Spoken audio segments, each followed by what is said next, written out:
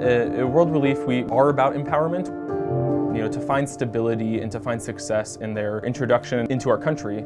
Immigration Legal Services, ILS, we focus on the immigration needs of our clients. And so applying for their green cards, applying for family members to come to the United States, and eventually applying for their citizenship. There's a lot of animosity out there about, did someone come here legally, or do they have the right to be here? Our goal is to empower the people who arrive here, and a lot of the people who are coming here, they've shown that they're survivors, that they're very strong people, and they just need that little bit of extra assistance that anybody would need who doesn't speak the language of the country very well, or just isn't familiar with the culture. There's a lot of providers out there who don't have enough experience or knowledge, and a small mistake can affect a client's case pretty significantly. That's not something that I would want any person to experience, so that's what keeps me going. Really, for the most part, people just want to get on with their lives. The vast majority of individuals that I've worked with, that I've heard of, they just want to, start working, get off of assistance, and just kind of like live their life with their family like we all do. While cultures may be different, while languages are certainly different, people just want to feel safe. They want to feel secure, and like they have some sort of stability and can live their life with their family and be able to find some peace.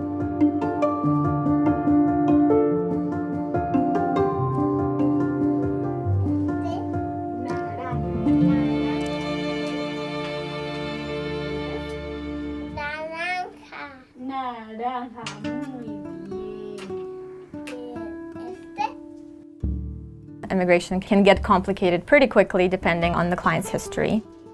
Angie came at a time where there were a lot of changes going on because of the new administration.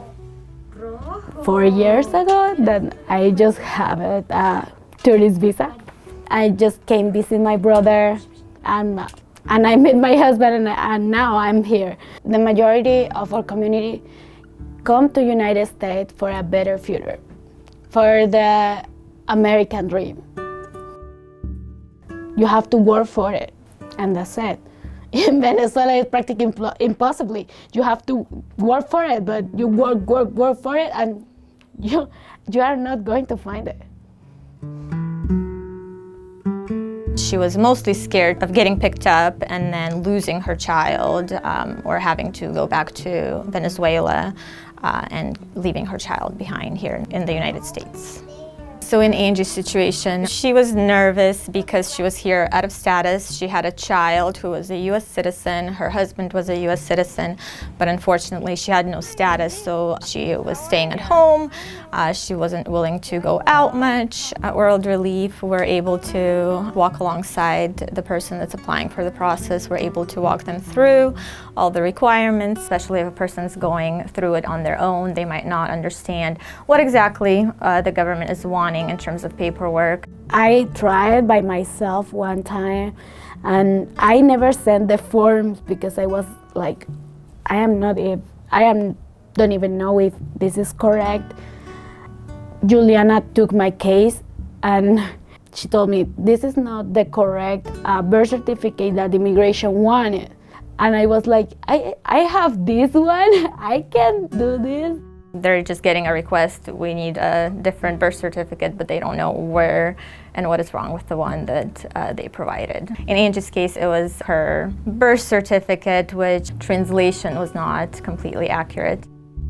Here at World Relief, we're able to provide clients with low-cost services, as well as we have some donated funds that we're able to use to cover those costs as well. So you have some time. You would need to live with your husband for 3 years as a permanent resident before we can actually start the process with your citizenship application. That made me feel safe and confident. I just want to take advantage of all opportunities that United States have to prepare myself every day to be better. For Angie, I'm excited. I mean, she's for the opportunities that she has here in the United States now that she has some status. I think she's just really excited to share her story, to participate in the community events, and to be able to help those who find themselves in a similar situation that she was a few years ago. We receive around 480 boxes. I have milk, yogurt, meat, some vegetables and fruits. This is all to give to the community.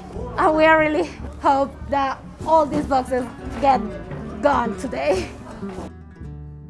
Angie's a really good friend of mine. We've been friends for years, and she is now the program manager for Latinos in Spokane, and she is directing our community comadres, who are our social health care workers, and she's also doing different workshops and programs in the community. So Angie's just been instrumental in being able to bring in her culture, her skills, and her personal experience with immigration and personal experience here as an immigrant and navigating the American system. She's able to provide that service and understanding to our clients. I want to contribute with my community, so I start with them as a volunteer. The rest, I think, is destiny. But I love my job. I really was waiting for a job that I could love. Lili, ¿cómo vas? We've done multiple workshops. We keep the Latino and immigrant community here informed on different changes from the federal government to opportunities to apply for citizenship, residency, and for DACA students. And World Relief has been a key partner because we not only keep people informed, but we connect them directly to the resources for immigration. Oh, thank you, guys. Because we support people to get a legal status. That's part of our job. So I'm really grateful with World Relief because price for the services are really good for people like me in that moment that I didn't have money to pay for my process. Good to see you. Yeah, I think I can apply for a citizenship in 2 years. I'm really grateful because World Relief and Jennifer, Latinos in Spokane, Cirque, they changed my life at the moment that I get my permanent residence. And now I feel confident. I know that nobody is going to take me away of my son.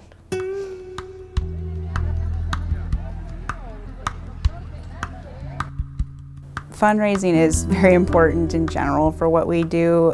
Just the work that we've done has been almost doubled in some senses. A case that would have processed very quickly, we're working on it for years, whereas in the past it would have just been maybe 1 year. And then our clients just don't have the resources also to pay for, services or the assistance that they need.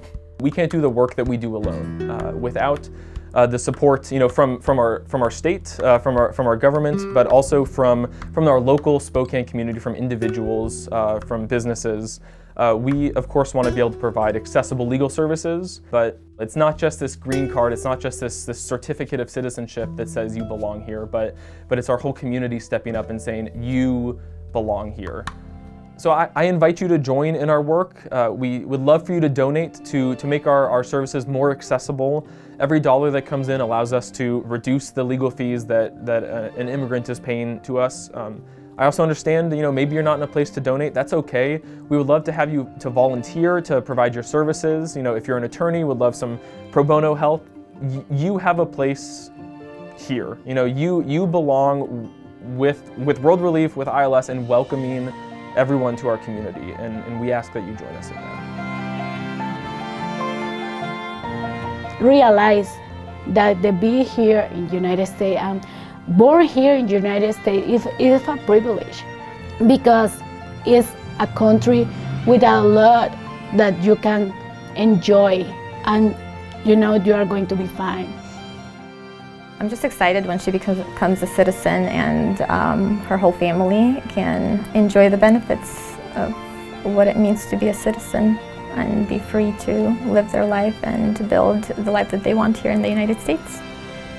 Helping our clients navigate a complex and frankly lengthy process, from arrival to, our goal of citizenship is that we really do get to walk with them through so many different changes. And I want to be able to make legal services more accessible. It truly changes the trajectory of a life, and it truly helps build a home.